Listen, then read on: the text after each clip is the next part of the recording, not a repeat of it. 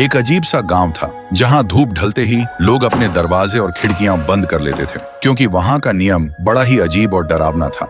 रात के ठीक 12 बजे से पहले हर घर के बाहर मिट्टी के बर्तन में सबसे अच्छा खाना रख दिया जाता था, क्योंकि वहां के लोग कहते थे अगर किसी ने खाना नहीं रखा तो सुबह तक उस घर का कोई ना कोई सदस्य मरा हुआ मिलता और उसका शरीर बिल्कुल खाली होता। इसलिए डर के मारे लोग खाना रख देते थे। इसी गांव में थुंग थुंग नाम का एक आदमी रहता था। वो इतना कंजूस था कि एक दाना किसी को देने से पहले 100 बार सोचता था। लेकिन एक दिन थुंग थुंग ने एक भयानक तरकीब निकाली। एक रात उसने गोल गोल पत्थरों पर आटे का लेप लगाया और उन पर घी जैसा पीला रंग पोतकर बाहर रख दिया। फिर आधी रात के बाद थुंग थुंग को बाहर से कुछ अजीब सी आवाजें सुनाई दी। डर और जिज्ञासा के बीच वह धीरे से उठकर खिड़की के पास गया और बाहर झांक कर देखा। एक साया झुककर उन पत्थरों को चबा रहा था। देखते ही थुंग थुंग का गला सूख गया। तभी वह धीरे से अपना चेहरा ऊपर उठाती है और थुंग थुंग देखता है। वह एक औरत थी। उसका चेहरा बिल्कुल सफेद था और आंखें सीधा थुंग थुंग की तरफ देख रही थीं। और फिर एक पल में ही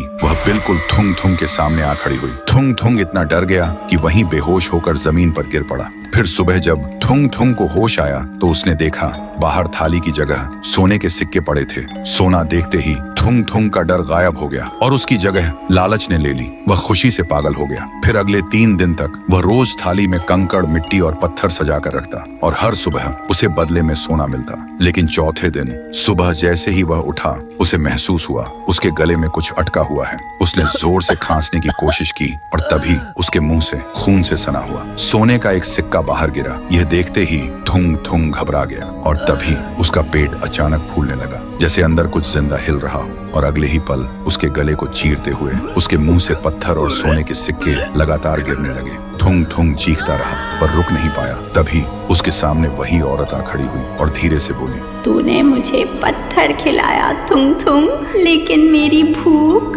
तेरे लालच जैसी थी जो कभी खत्म नहीं होती। तभी थुंग थुंग का शरीर धीरे धीरे सख्त होने लगा और देखते ही देखते वह पत्थर बन गया। अब उसके चेहरे पर मौत का डर हमेशा के लिए जम गया था। तभी वह औरत उसके करीब आई और उसके कान के पास आकर बोली, याद रखना, आज रात 12 बजे तुम्हारे घर के बाहर भी एक थाली जरूर होगी, अगर तुम वीडियो को बिना लाइक किए चले गए तो।